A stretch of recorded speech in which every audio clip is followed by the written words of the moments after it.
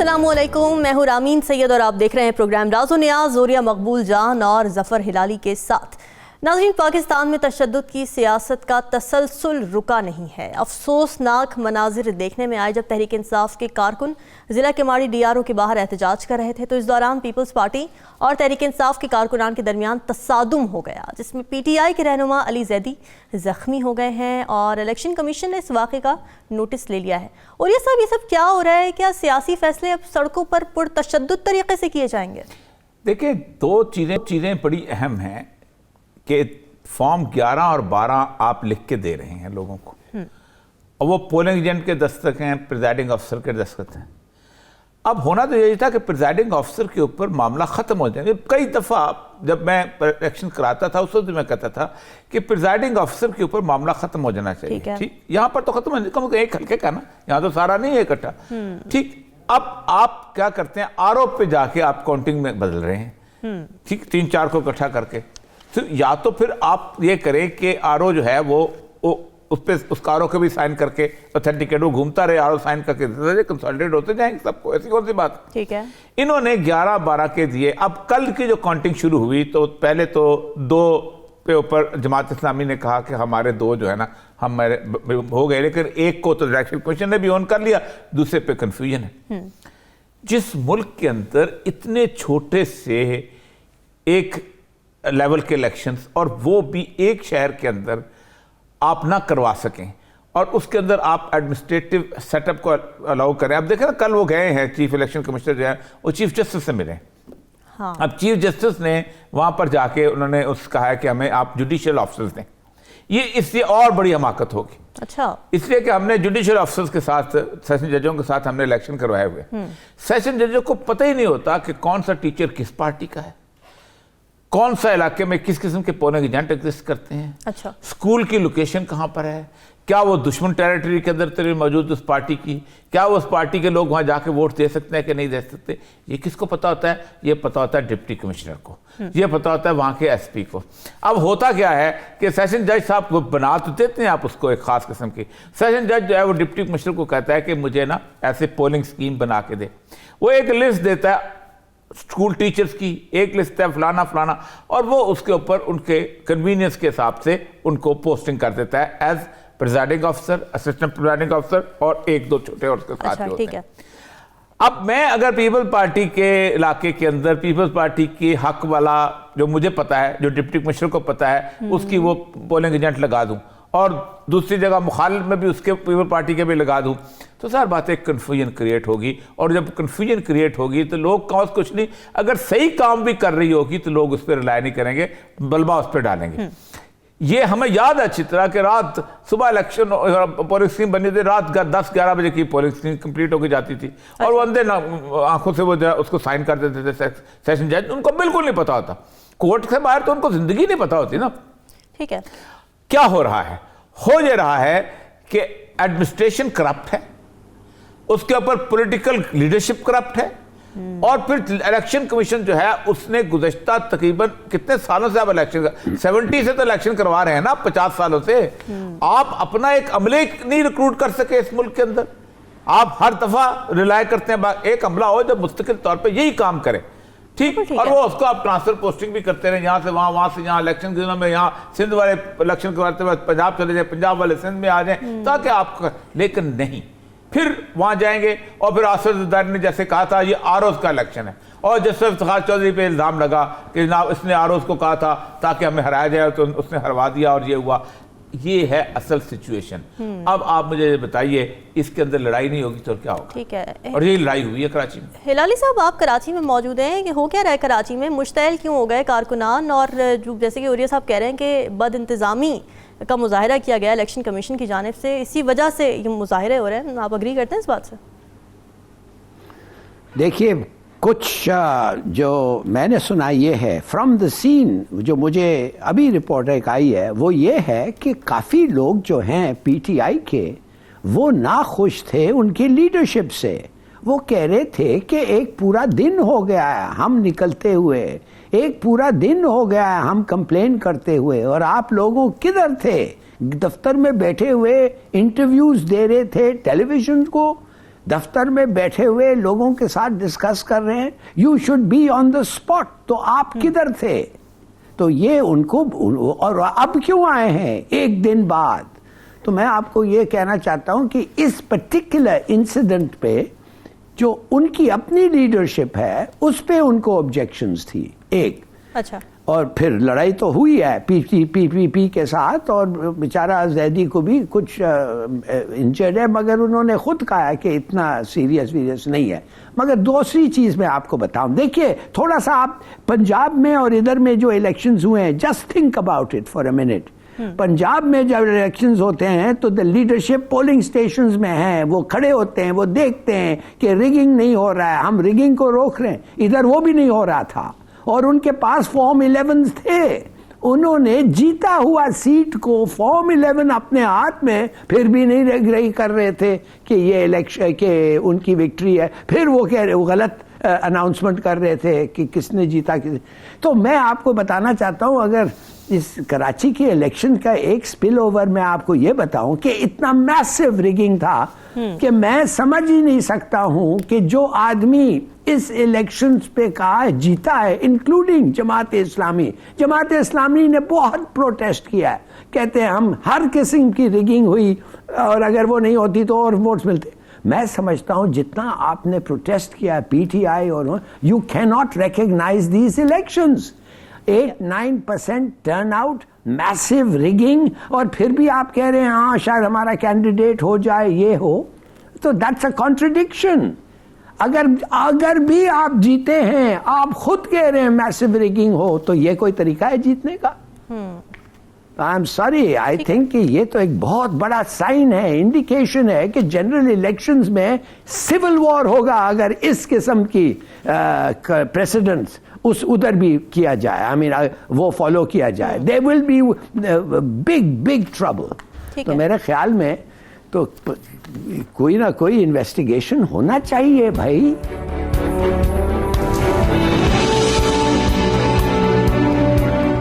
और ये साहब ओवरऑल कुछ सियासत पर अगर बात कर लें तो पंजाब के बाद तहरीक इंसाफ ने खैबर पख्तूनख्वा असेंबली भी तोड़ दी, और कौमी असेंबली जहां पीडीएम की हुकूमत है वहां तहरीक इंसाफ के 35 अरकान के इस्तीफे मंजूर कर लिए गए। तो पहले अगर सिर्फ पीडीएम हुकूमत की बात करें अगर, तो ऐसा क्या बदला कि पिछले कुछ दिनों तक वो तहरीक इंसाफ को असेंबली में आने की दावत दे रहे थे और अचानक 35 इस्तीफे भी मंजूर कर लिए? देखें, एक ज़बरदस्त किस्म की सूरत हाल है कि जिससे बहुत सारी फोर्सेस जो हैं वो इस वक्त जिसे कहते हैं ना दीवार से लगती चली जा रही हैं। अच्छा। डिफीटेड सूरत हाल है। एक बाकायदा प्लान हुआ था कि परवेज़ इलाही और इमरान खान जी की जो हुकूमत यहाँ बनी हुई है, इस हुकूमत को किसी न किसी तरह फारग किया जाए और अक्सरियत नहीं रन ऑफ इलेक्शन के तहत अपना जो हमदा शहबाज जो है उसको वज़ीर आला लाया जाए। और ये बहुत उन्होंने ऑब्वियस कर लिया था, यहाँ तक ऑब्वियस कर दिया था कि धमकियों पे उतर आए थे, लोगों का नाम लेना शुरू हो गए थे, बल्कि धमकियाँ का बहुत बढ़के लगाना हम आएंगे। और ये कभी ऐसा नहीं हुआ कि इलेक्शन के अंदर फेडरल मिनिस्टर ऑफ इंटीरियर वज़ीर दाखिला जो है वो बजाते खुद आके चैम्बर के अंदर आके बैठ जाए, उसके अंदर जो गैलरी के अंदर बैठ जाए, और फिर उसके बाद जो वो नाकामी का जब मुँह देखना पड़ा तो वो बहुत खौफनाक सूरत हाल थी। और उसके साथ ही कुछ 1-2 घंटे के अंदर जो है पंजाब असेंबली जो है उसको तोड़ने की वो भी चले गई, रोका नहीं जा सका उनसे। केपीके का अब आज आ गया है और केपीके भी चला गया। 66% पाकिस्तान जो है वो आपका जो इलेक्शन हैं सीट्स हैं वो तो चले गई आपके हाथ से। अब उसका इलेक्शन प्रोसेस शुरू हो गया है। देखे ना, खत चला गया, नाम उनके आ गए, आज स्पीकर की मोहलत खत्म हो गई, अब चीफ इलेक्शन कमिश्नर कल शाम तक उसका नॉमिनेट कर देगा। इन तीनों में से ज़ाहिर बात है 3 नाम है, इन तीनों में से नासिर खोसा साहब ने वो इलेक्ट, इसका मतलब जब चीफ मिनिस्टर आ गया तो चीफ मिनिस्टर जो है वो उसके साथ ही इलेक्शन शेड्यूल अनाउंस हो जाएगा। कब होता है, कैसे होता है, बड़ी आसानी, 35 डेज आपको मिनिमम देने होते हैं इलेक्शन शेड्यूल के लिए, वो आपका इलेक्शन शेड्यूल अनाउंस हो जाएगा। ठीक, ये तो प्रोसेस शुरू हो गया, वहां भी प्रोसेस शुरू हो गया। असल मसला ये था कि इस प्रोसेस को हाल्ट कैसे किया जाए, उसका, या इस प्रोसेस को तेज करने का तरीका यह था कि ये गवर्नमेंट वहां जा रही थी और नवाज शरीफ की गवर्नमेंट जो है, शहबाज शरीफ की गवर्नमेंट, उसको ख़त्म करने की सूरत हाल बनी हुई थी। उस पर उन्होंने उसको से बचाने के लिए उन्होंने 35 बंदे जो हैं उनका ख़त्म। अब ये 35 बंदे जब इलेक्शन में चले जाएंगे फिर ज़ाहिर बात है इलेक्शन शेड्यूल तो इनका भी ना, ये तो 60 दिन के अंदर अंदर करने हैं आपने, ऐसे ही है। ये तो सीटें खाली हुई, ये तो 90 डेज वाला नहीं है। हाँ। तो आप मिला के फिर इनको भी जब करेंगे तो आप खुद सोचें कि कितना बड़ा इलेक्शन एक्टिविटी जो सामने आ जाएगी। असल में सूरत हाल ये है जो बनी हुई इस वक्त बन चुकी है, वो ये है कि शहबाज शरीफ की गवर्नमेंट किसी किस्म की शहादत चाहती है कि ताकि वो कि एक इतने बड़े टसल में से निकले, बाहर आए गवर्नमेंट से और कहे हमें चलने नहीं दिया गया, हम बहुत कुछ करना चाहते थे, हम पाकिस्तान की किस्मत बदल सकते थे, हम पता नहीं क्या कर सकते थे, हमारे पास हकदार था, हमारे साथ शहबाज शरीफ था, हमारे साथ ये था, और वो जो उनको चलने नहीं दिया गया और ये इत्तेहादी जो है ये ख़त्म पीछे आ गए। लेकिन मुझे लगता ये है, और ये मैं बड़े वसूख से कह रहा अच्छा। कि इनको होता ये है कि अमूमन जब दो बंदे लड़ रहे हो ना तो सुलह सफाई कराने वाला बंदे को ले आता है और फिर उसको मरवाता है, फिर अच्छा। पिटवाता है, फिर पिटवाता है। जरदारी और फजलुर रहमान ये दोनों ने जो कुछ नून लीग के साथ कर दिया है ये बिल्कुल वैसा ही है। एक दफा सुलह सफाई कराई, सांस दिलवाई, फिर लाया, फिर पिटवा दिया, फिर लाए, फिर पिटवा दिया। अब वो इसको बाकायदा उसके अंदर ऐसा लाख खड़ा कर दिया है कि नून लीग ना छोड़ने को बनती है। वो कहते हैं सांप छिपकली जब निगल ले तो उसका होता यह है कि अगर वो खाए तो उगले तो तम पतला, खाए तो तब मसला बन जाता है। वही वाली कैफियत हो चुकी हुई है कि किसी तौर पर भी रास्ता नहीं मिल रहा, इसलिए कर्फ्यू रोज बढ़ता सवाल ये है ना औरिया साहब कि क्या नून लीग के पास सियासी शऊर ही नहीं था कि वो समझ ही नहीं पाए कि उनके साथ क्या गेम खेली जा रही है। हिलाली साहब, पीडीएम पहले ये तासुर दे रही थी कि इमरान खान सिस्टम को तितर बितर कर रहे हैं, उन्हें असेंबली में आकर बैठना चाहिए। जब पीटीआई ने वापस आने का इशारा दिया तो इस्तीफे मंजूर हो गए। तो हुकूमत के इस यू टर्न की वजह क्या है? क्या शहबाज शरीफ एतमाद का वोट लेने से खौफजदा थे, इसलिए हुआ ये सब? बिल्कुल बिल्कुल, ही वॉज डेड स्केर्ड। और मैं आपको बताता हूँ ये जो स्पीकर का रोल है ये भी बड़ा हैरानकुन है। भाई स्पीकर एक कॉन्स्टिट्यूशनल ऑफिस है, ये एक पॉलिटिकल ऑफिस नहीं है। You have certain constitutional obligations. आप एक साइड को फेवर नहीं कर सकते हैं, आप तो एक पॉलिटिकल खेल में आ गए हैं। आपने खुद कहा कि मैं नहीं एक्सेप्ट करता जब तक मुझे कंप्लीट तसल्ली नहीं हुई और उनको एक एक को नहीं मिलूंगा और वो राइटिंग और सिग्नेचर्स वेरीफाई नहीं करूंगा। और आप बैठे बैठे 35 को एक्सेप्ट कर लिया, इसलिए आपको शक था कि ये अगर आ जाएं और वो जो दो हैं, वो जो ऑलरेडी लोटों का जो है इन पार्लियामेंट, वो लोटों को तो एज एन ऑपोजिशन उनको तो हक नहीं है कि हम वोट ऑफ कॉन्फिडेंस स्पीकर को इनको दें, मिस्टर शहबाज शरीफ को। That would be an unconstitutional step, वो डिस्क्वालीफाई हो सकते हैं। तो ये कहने लगा कि भाई वो सब चीज़ को निगेट करने के लिए, इनकी जो लीडरशिप है वो ख़त्म करने के लिए, इनको मैक्सिमम डिफ़िकल्टीज करने के लिए मैं, हालांकि मैंने जो कहा था कुछ और था, फिर भी एक और झूठ कह के मैं इनको निकाल देता हूँ। देखिए, कहने की बात यह है कि जब आप इस ऑफिस को totally and completely political office बना दें तो how are you the protector of the house? वो क्या कहते हैं, फादर ऑफ द हाउस या the guardian of the house and it's privilege. तो मैं अफसोस की बात है कि आई थिंक ये टिपिकल हमारे माशरे में यही होता है। जो एक कॉन्स्टिट्यूशनल रोल के अलावा आप बस आ जाते हैं partisan, you become part of the crowd when you should be above it. तो मैं समझता हूँ इट्स वेरी सैड। मैं आई थिंक द स्पीकर का जो रोल है सैड। अच्छा, और ये सब तहरीक इंसाफ की अगर बात कर लें, तहरीक इंसाफ ने एक तरफ अपनी कायम करदा असेंबलियाँ तोड़ दी, दूसरी तरफ कौमी असेंबली में वापस आने का इशारा भी दे रही है, और यही नहीं बल्कि कौमी असेंबली में अहम ओहदे भी डिमांड कर रही है। तो स्ट्रैटेजी है क्या तहरीक इंसाफ की? नहीं, अहम ओहदे तो डिमांड किए हुए थे सुप्रीम कोर्ट से, कोई केस चल रहा है उनका। देखिए, यही तो होता है कि आप चौमुखी लड़ाई लड़ते हैं। अब मैं पहले भी कह रहा हूँ कि इमरान खान जो है ना, उसने सुबह सवेरे एक खास लड़ाई का एंगल बताता है, एक अखाड़ा कायम करता है और पहलवान सारे उसी के अखाड़े में उतर जाते हैं। वो अपना मैदान जंग खुद मुंतखब कर रहा है। देखा ना, उसने पहले यहाँ किया पंजाब, अब उसने कहा मैं वहाँ लड़ूंगा। अब मसला सारा यह है कि वहाँ वो किस लिए जाना चाहता है कि उसने बहाना भी यार, हम इसलिए जाना चाहते हैं कि आप केयर टेकर सेटअप जो है वो ले आएंगे। हालांकि उसको भी पता है, सबको पता है कि केयर टेकर प्राइम मिनिस्टर का इलेक्शन के अंदर कोई ख़ास रोल नहीं होता। It is the care taker chief minister जो के काम करता है।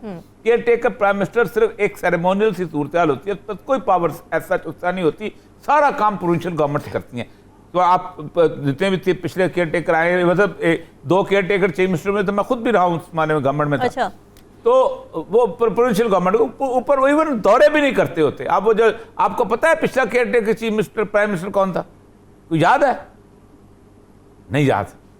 पंजाब का नजम सेठी था ना, वो जज थे, ठीक, सवात वाले, जो सिर्फ अपनी वालदा का जहाज लेके उसकी फातिहा पढ़ने के लिए उसकी कब्र पे चले गए थे, दिखाने के लिए कि हम चाहे, ठीक, सिंबॉलिक है ना, सिंबॉलिक होता है, तो उनको भी पता। लेकिन वो बेसिकली एक शरारत की उन्हें कि हम आ रहे हैं, हम आएंगे तो आप नो कॉन्फ्रेंस मूव होगा, अख्तर मैंगल नाराज है, एमकेएम नाराज है, फिर ये भी खौफ कि कहीं अपना एस्टैब्लिशमेंट उनका न खींच रही हो, उनके नीचे से कारपेट ना खींच रही हो, ये था खौफ जिसका। अब वो खौफ में आकर उन्होंने 35 जो है वो फैसले कर दिए, ख़त्म कर दिए। अब अगर 35 उन्होंने इस्तीफे मंजूर कर लिए हैं, तो जिस तरह 7 आप 2 दिन के अंदर उसका शेड्यूल आ जाना है। तो इमरान खान कहता है कि 2 तो औरतों की नशिस्तें हैं, वो भी ख़त्म कर दें, ठीक है, वो तो 2 औरतें नशिस्त ख़त्म हो जाए तो दोबारा उसके पीटीआई दोबारा दे सकती है, वो तो इलेक्शन नहीं होते। लेकिन जो 35 में 33 नशिस्तों में इमरान खान खड़ा हो जाए, तो फिर आपकी वो बदनामी, फिर कहते हैं हम उस पर इलेक्शन नहीं लड़ेंगे, वजह ये है, अपना है, ना लड़े तब भी आप भगोड़े साबित होंगे। मुझे समझ नहीं आती कि उनको खुद समझ नहीं आ रही कि करें क्या। इकोनॉमी में वो फंस गए हैं, इंटरनेशनल सिचुएशन में वो फंस गए हैं। आज वो शबाशी साहब के क्लिप सुन रहा था, वो कह रहे थे कि मैं गया हूँ मोहम्मद बिन सुल्तान क्या मोहम्मद जो है अल खलीफा वाला जो दुबई वाला नयान जी नयान मोहम्मद बिन मोहम्मद बिन जैद जो, तो कहते मैंने उन्हें कहा कि अगरचे कि मुझे अच्छा नहीं लग रहा, मुझे शर्म भी आ रही है, मुझे कुछ आ रही है, लेकिन मैं ज़रूरत है $1 अरब और दे दे।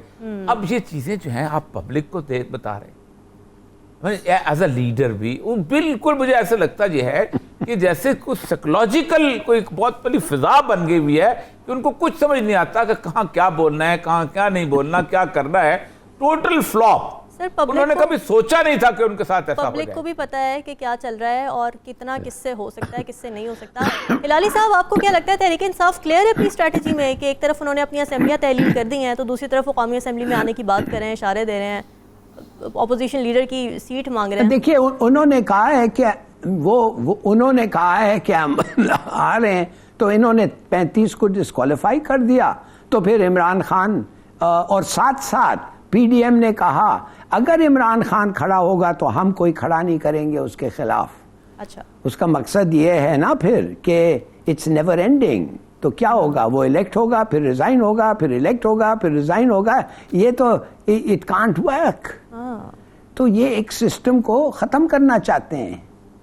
मैं अफसोस से मुझे कहना पड़ता, आप समझ गई हैं ना राहमीन जो मैं कह रहा हूं कि अगर वो खड़ा रहे और there is no candidate, he will be declared elected, तो he will have to resign, इसलिए एक ही सीट रख सकता है।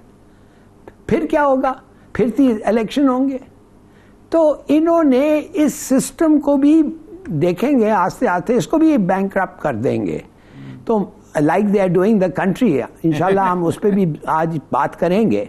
मगर ये हो गया है, ये सिचुएशन हो गया है इनसे, तो ये क्या कह सकते हैं। ये इन्होंने औरिया साहब ने कहा, कितनी अच्छी बात की कि भाई वो कह रहा है खुदा के लिए मुझे अफसोस है, शर्म आ रही है, मगर एक अरब दे दो। उसने और कहा, उसने कहा खुदा के लिए इंडिया के साथ बात करा दो। जी हाँ। और इंडिया के साथ बात करा दो। और मैं इंडिया को कहना चाहता हूं, हम सबक सीख गए हैं, हम जंग के सबक सीख गए हैं, हम जंग नहीं चाहते, हम एक और, हम सिंसियरली आपके साथ निगोशिएट करेंगे। हाय हाय, माने हमें इस आदमी की सिंसियरिटी, मैं सिंसियर हूं, मैं सिंसियरली नेगोशिएट करूंगा। क्या तुम क्या नेगोशिएट करोगे कि कश्मीर रख लो हिंदुस्तान? क्या चीज है जो हमने कहा है जो इनसिंसियर है, जो इमरान खान और उससे पहले कहा है जो इनसिंसियर है? उसने कहा है वापस लो कश्मीर के चेंजेस जो तुमने कहे हैं, एनेक्सेशन को अनडू करो और आओ बात करो, हम तुम्हारे साथ बात करते हैं। ये क्या कहना चाहता है? He's a joke। अब वो दिन रात खिल रहा है इंडिया में, जाके देखें आप इंडियन टेलीविजन पे क्या हो रहा है। डिटेल से बात करेंगे अगले हिस्से में प्रोग्राम। यहाँ वक्त हुआ एक ब्रेक का, स्टे विद अस।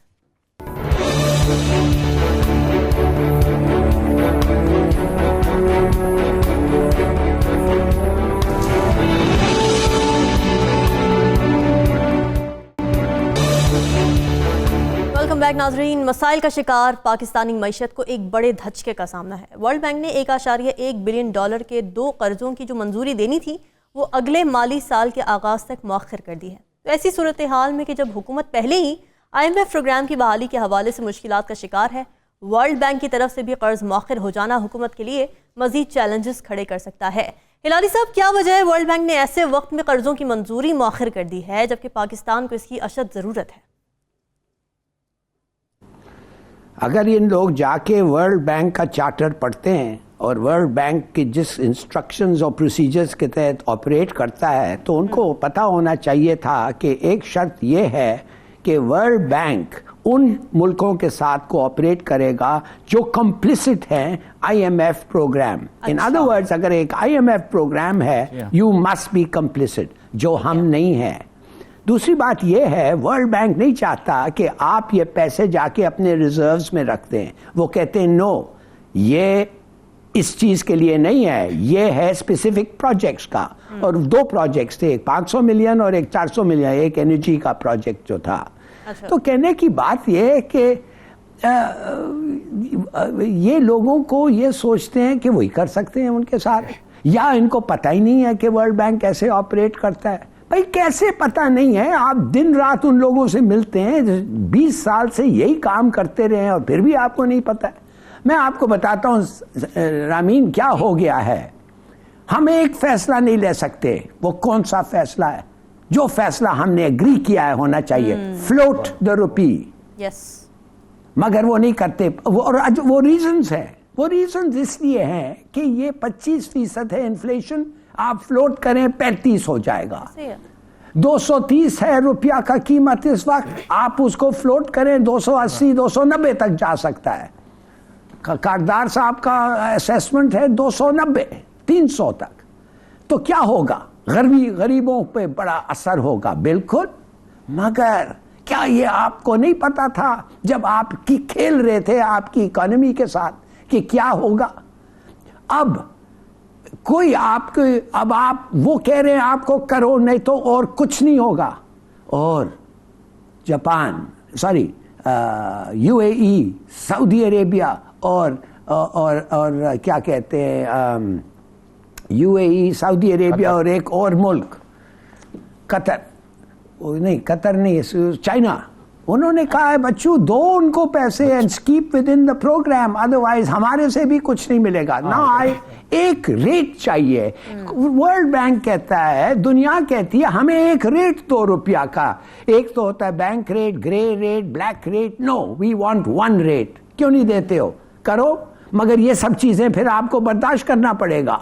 मगर ये नहीं करना चाहते। ये कहते हैं इंटरिम गवर्नमेंट लाओ, उनको करने दो।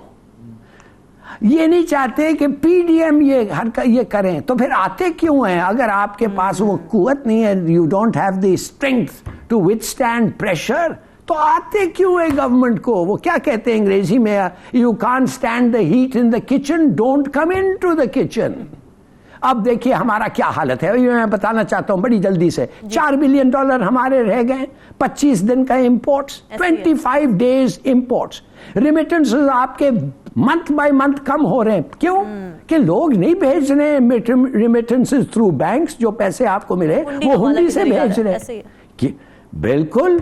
एक्सपोर्टर्स जिन्होंने पैसे निकाल के वापस लाने, वो क्या कर रहे हैं? वो नहीं ला रहे हैं अपने पैसे और छोड़ रहे हैं दूसरे मुल्क में। कहता है रुपया को गिरने दो, फिर हम लाएंगे। अब आप यूं बताएं, suddenly out of the blue आपके पैसे खत्म हो जाएंगे और आप देखेंगे लोग दुकानें बंद। यही हुआ श्रीलंका में, और श्रीलंका $2,000 पर ईयर इनकम है और हमारा एवरेज इनकम है $1,500 a ईयर, और वो खत्म हो गए। आज 2 दिन तक क्यों करना पड़ता है श्रीलंका में पेट्रोल डालने के लिए गाड़ी के अंदर? तो मैं आपको कह रहा हूं कि ये 2000 एंड 23 इस साल, मैं चंद फिगर्स दे देता हूं, आपके पास आप इंपोर्ट्स को कंप्रेस कर रहे हैं, एक्सपोर्ट्स के जितनी भी आप कोशिश की, 72 बिलियन, $72 बिलियन आपको इंपोर्ट करना है। मशीनरी, इंडस्ट्रियल रॉ मटेरियल्स और सब चीज़ अगर वो आप नहीं करें, गुड्स एंड सर्विसेज, $72 बिलियन का। आपकी कमाई कितनी होगी, कितना आपको आएगा? $56 बिलियन। किधर से आएगा? रेमिटेंसेस और डिलेड एक्सपोर्ट रिसीट से। कितना है शॉर्टफॉल? $10 बिलियन आपका शॉर्टफॉल, वो हो गया। $20 बिलियन आपके डेट्स हैं, $6 बिलियन आपने दे दिया है, $14 बिलियन आपको देने हैं। तो वो 14 बिलियन कौन देगा? अच्छा, फिर आप IMF को जाएंगे, जब ये सब हो जाएगा IMF करेंगे गुड बॉय। वो जब कहेंगे गुड बॉय तो चीन, सऊदी अरेबिया, UAE और जो मुल्क हैं गल्फ के, वो कुछ पैसे रिलीज करेंगे, आपको 8 बिलियन मरेगा। शॉर्टफॉल क्या होगा आपका? 6 बिलियन। फिर भी 6 बिलियन कैसे लेंगे? दुआ करो, दोस्तों के पास जाओ और कहो प्लीज प्लीज प्लीज प्लीज कुछ करो। बताओ। मगर मजबूरी, बट दैट, वो एक हम देख सकते हैं कि वो एक तरीका है टू लोअर इट और to deal with the problem. इन लोग तो वही पहला ही फैसला नहीं लेते हैं। हर स्टेप जो मैंने डिराइव किया उस फैसले से आता है, फ्लोट द रुपी। देखिए, यस, ये इकोनॉमिक्स नहीं खेल रहे हैं हमारे से, ये पॉलिटिक्स खेल रहे हैं। ये मिफ्ता, ये दार को भेज रहे हैं जब मिफ्ता इस्माइल की जरूरत है। यही जब मिफ्ता मैं honestly, he was 100 times better. ठीक है। अच्छा ओरिया साहब, मामला तो तशवीशनाक हो रहे हैं। FPCCI के साबिक सदर नासिर हयात ने खबरदार किया है कि सप्लाई चेन के रास्ते में मौजूद रुकावटें अगर ख़त्म ना की गई तो मुल्क में बेरोज़गारी बढ़ेगी, साथ ही अशिया खुरोनोश की कीमतों में होश रुपा इजाफा हो सकता है। तो क्या ये हाई टाइम नहीं है कि हुकूमत सियासत खेलना बंद करे और संजीदगी से ये सोचे कि मईशत कैसे संभालनी है? नहीं, इनकॉम्पिटेंस है, सियासत का खेलना है। शहबाज शरीफ ने तो ये काम नहीं करना, किसी और ने तो काम तो करना है, जिसको नवाज शरीफ ने वहां से भेजा था इसाक डार को। और इसाक डार क्यों नहीं करना चाहता? क्योंकि इसाक डार की मूंछ का बाल खराब होता है कि डॉलर मैं तो कम करने आया था, अपना रेट वो तो बढ़ता चला जा रहा है। देखें, ये इसको कहते हैं टेसिट अप्रूवल, आंखें बंद करना, कि यानी मैं क्रेडिट कार्ड जाके बाहर जाके इस्तेमाल करता हूं, आप इसाक डार कह रहे हैं कि 224-225 रुपए पे डॉलर है, ठीक है। पेमेंट करने पे आते हैं तो बैंक कहते हैं भाई डॉलर में स्टेट बैंक नहीं देता, हम तो किससे खरीद रहे हैं? ये बाजार से, मनी चेंजर से। अब पाकिस्तान के अंदर पहली बात तो यह है कि आप मनी चेंजर बंद क्यों नहीं करते हो? देखिए, मनी चेंजर कब से आए हैं? ये कल की बात है। हम जब यूनिवर्सिटियों में बाहर कहीं पढ़ने जाने की सूरत होती थी तो हम जाकर बैंक से, स्टेट बैंक से जाकर पैसे लिया करते थे।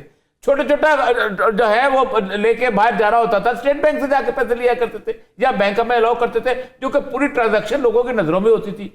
मजा ये है कि आपने करने थे पैसे मनी लॉन्ड्रिंग, आपने करनी थी ये गलाफतें। आपने मनी चेंजर अलाउ किया, आपने ये लोग अलाउ किए, ये लोग पैसे देते रहे, आते रहे, आपने डॉलर की फ्लाइट की, यहां से यहां से फ्लाइट की और लेके। अब आप खुद देखें कि आप यानी ब्लैक मार्केट से वो बैंक खरीदता है पैसे और उसके बाद आपको क्रेडिट कार्ड पे चार्ज करता है। ये तो यहां बात, इसको छोड़े, ये तो इनके बस की बात ही नहीं थी।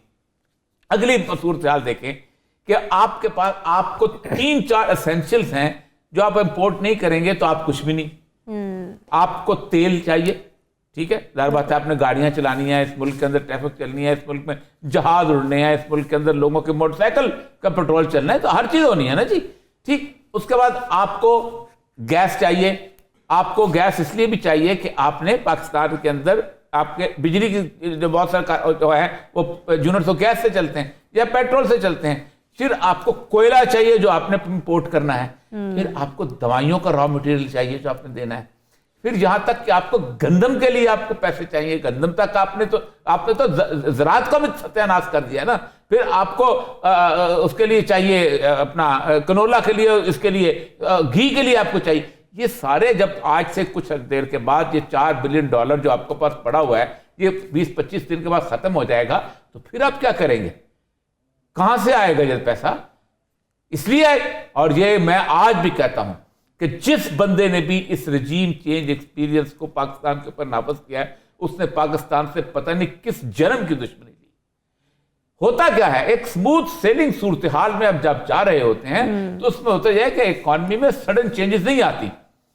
एक क्राइसिस पैदा हुआ, उस क्राइसिस के अंदर पब्लिक अपराइजिंग आई, उस पब्लिक अपराइजिंग के अंदर होता यह है कि स्टॉक एक्सचेंज बैठा, वो कहते थे कि स्टॉक एक्सचेंज बेहतर हो गया है, वो बैठा, उसके बाद आपकी रिमिटेंसेस खत्म होना शुरू हुई, लोगों का आप पे इत्मीनान, लोगों का कारोबार खत्म हुआ, लोगों की आमदनी खत्म। आप इस क्राइसिस के अंदर, अब देखिए मैं ये आप हैरान करेंगे होंगे, मैं जरा से पढ़ूं कि कौन कौन से इंडस्ट्रीज में जा रहे हैं।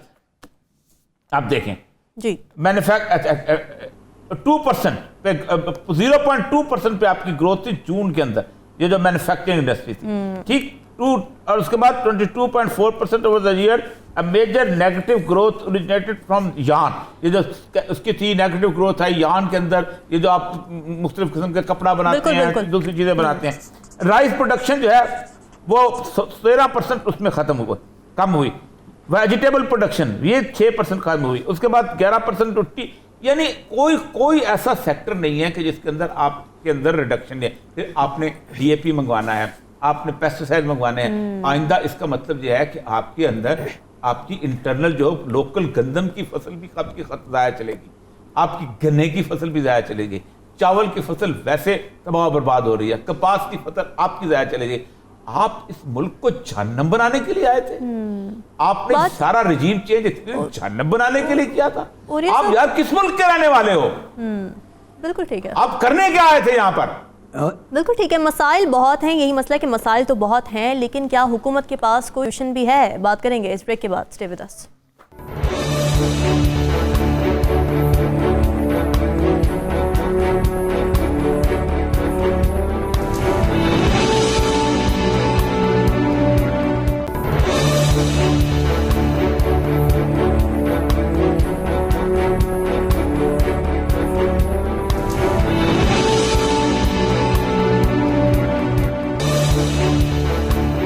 वेलकम बैक नाजरीन। मईशत की सूरत हाल कुछ यूँ है कि रुपए की कदर में मुसलसल कमी हो रही है, मुल्क की मईशत के बारे में खदशात में इजाफा हो रहा है। सवालात उठ रहे हैं कि आने वाले हफ्तों में ज़रूरी अशिया की दरामदात जो होनी है उन पर अदायगियाँ कैसे की जाएंगी और जो कर्जे वाजिबुल अदा हैं वो कैसे वापस किए जाएंगे। हिलाली साहब वज़ीर ख़जाना इस पर कोई बात नहीं कर रहे, क्या वो खामोश सरेंडर कर चुके हैं? मुझे नहीं पता वो क्या करने लगा है, मगर एक चीज़ मैं आपको ज़रूर बताऊंगा कि औरिया साहब ने सही कहा था कि हम तेल और ये वो की ज़रूरत है। आप यकीन कर सकते हैं कि एक मुल्क ऐसा हो सकता है जो प्यासा है तेल के तरह और उसका हमसाया मुल्क में समंदर है तेल का, और आज तक एक पाइपलाइन नहीं हुआ है और आज तक बिजली और तेल स्मगल हो रहा है उससे, और बड़े लोग करोड़पति बन रहे हैं, अरबों रुपया रोज चोरी हो रहा है।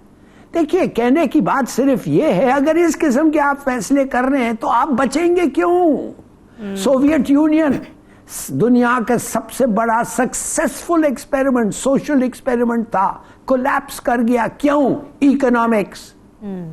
यूगोस्लाविया एक मुल्क, अब 5 पड़ गए। क्यों? इकोनॉमिक्स। और क्या वजह थी? ऐसे लोग जो इधर आते हैं, जो अपना ख्याल रखते हैं, बाहर ले जाते हैं, ये करते हैं वो करते हैं, उनको आता ही नहीं है करने का। मुझे समझ नहीं आ रही है कि एक तेल का पाइपलाइन आप ईरान से नहीं ला सके, और आप जब एग्रीमेंट साइन करते हैं तो हंस के कहते हैं कि ये कभी नहीं बनेगा, अमेरिकन कभी ये नहीं अलाउ नहीं करेंगे, इतने पैसे $6 बिलियन हमारे पास कभी आए नहीं। तो वो जो सदर है उस मुल्क का, वो फिर आके कहता है कि हमने तो तैयार हैं, अब आपके बॉर्डर तक हमारे पाइपलाइंस आ गए हैं, आपके किधर हैं? फिर हंस के कहता है वो तो खैर बनने ही नहीं थे। What kind of a country are you भाई?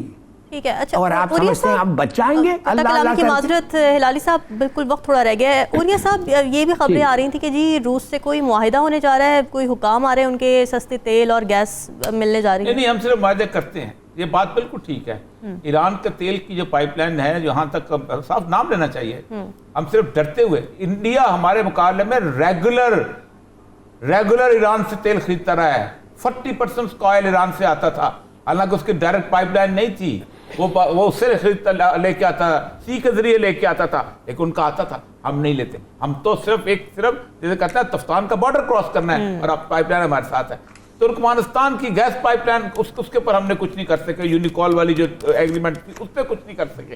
फिर ये जो इस पे भी जब गए हैं, अब हम तो क्या करेंगे, हम यूक्रेन से थोड़ी सी गंदम वंदम खरीद लेंगे, कोई यूक्रेन जाहिर बात है उनके साथ है, वो आ जाएगी, उसके हम पैसे वैसे पेमेंट कर देंगे जो निकाल के। रशिया के साथ हम गुफ्तगू कर रहे हैं। अब देखें, जिन्होंने खरीदना था इंडियंस ने, उन्होंने तेल गुज़िश्ता 8-9 महीने मुस्तकिल खरीदा है, और फिर यहाँ पहले एक्सपर्ट बैठ जाते हैं, हमारी रिफाइनरीज वहाँ की नहीं है, हमारी मैच नहीं करती, फिर कुछ आ जाते हैं, हाँ एक मैच करती है दूसरी नहीं मैच करती। अल्लाह का वास्ता यार, कोई खुदा का खौफ करो इस मुल्क के साथ।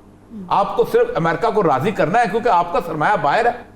जिस चीज का भी इस मुल्क से बाहर सरमाया है उसको अमेरिकन और ब्रिटिश यू कान से पकड़ के कहते हैं ये बात मानो तो मानते हैं। इसकी वजह यह है कि कल को वो उनका सारा सरमाया जब्त कर दें। मामलात संजीदगी से सोचने की जरूरत है और सोल्यूशंस निकालने की। नाज़रीन, डिस्कशन आपने सुनी, कल हाजिर होंगे मजीद अहम मौज़ूआत के साथ। हमें दीजिए इजाजत। अल्लाह हाफ़िज़।